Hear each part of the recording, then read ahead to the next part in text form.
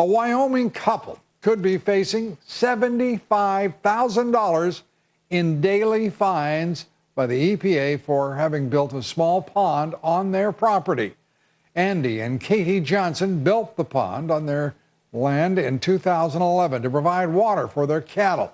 They believed they had followed all of the rules that were necessary. The Wyoming State Engineer's Office even provided a permit for the Johnsons.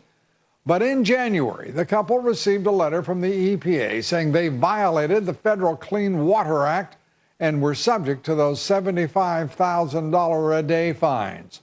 Joining us now, Senator John Barrasso of Wyoming, a member of a number of committees, including Energy and Natural Resources, Environment and Public Works, and Foreign Relations. He's also the Republican Policy Committee chairman.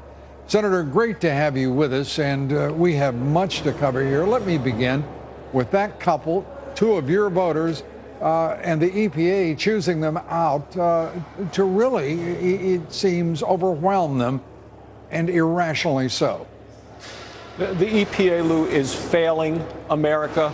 We know how important it is in Wyoming to be protective of our environment, and people want to do the right thing and do the right thing. But the EPA here, it looks to me, is trying to make an example of people who I believe have done the right thing. When you put a fine in of $75,000 a day, that is to intimidate others. It's to crush these people, to bankrupt them.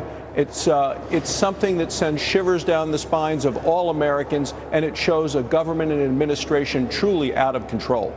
Have you contacted the EPA? Have you sought an explanation for this, again, over the use of overwhelming power against individual citizens?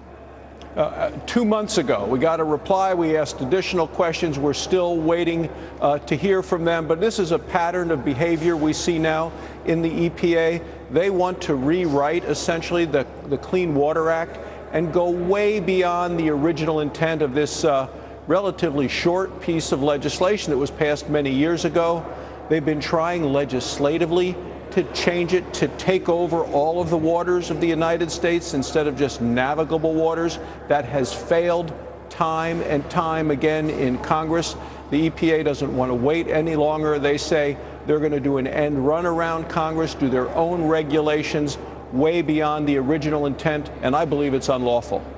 Unlawful, and in that case, what will you do about it? What do you believe, what are you most confident is the smartest course of action for the Senate, for the House in their response? Well, we'll use a Congressional Review Act to try to overturn regulations that come out, but that means we need a Republican Senate come next year. We're going to stand with the Johnsons and continue to point out how the EPA is going way beyond its own authority to intimidate not just the Johnsons, but others. Lou, this involves not just farmers and ranchers. Any member of a community has to be concerned as a private property owner of what the EPA is doing. Even people that are just trying to work on developing golf courses are very threatened by what the EPA is doing.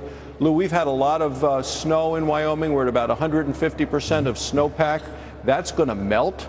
That water is going to run downhill. I think the EPA even wants to regulate that.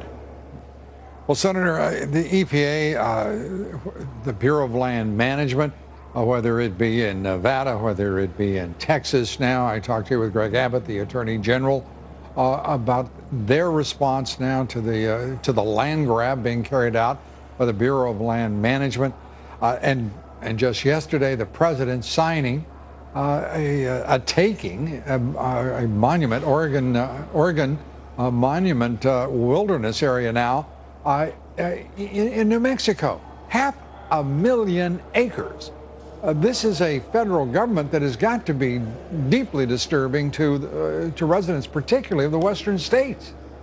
Oh, absolutely. This taking in New Mexico ought to go beyond just the western states.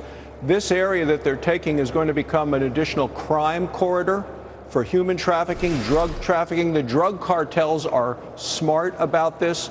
When the president puts certain areas of land, this 500,000 acres, off limits, some of that means off limits to motorized vehicles, including police cars, including Border Patrol.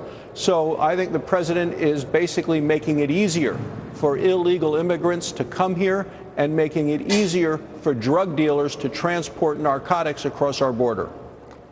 Well, Senator, as we conclude, you've got to be encouraged by the nominees that are progressing or near nomination here after the primaries Tuesday. Your thoughts as we conclude here?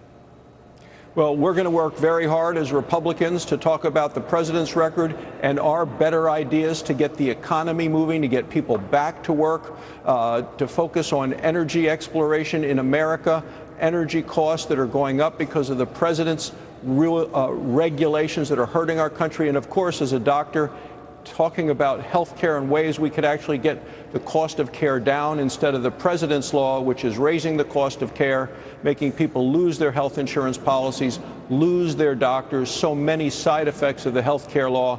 We think there's at least a dozen competitive races around the country. We need a net pickup of 6 for the Republicans to be in the majority party come January. I'm going to do everything, we are all going to do everything we can in our power to make that happen. Senator John Barrasso, thank you very much. We appreciate it. Good talking with you. Thank you, Lou. Thanks.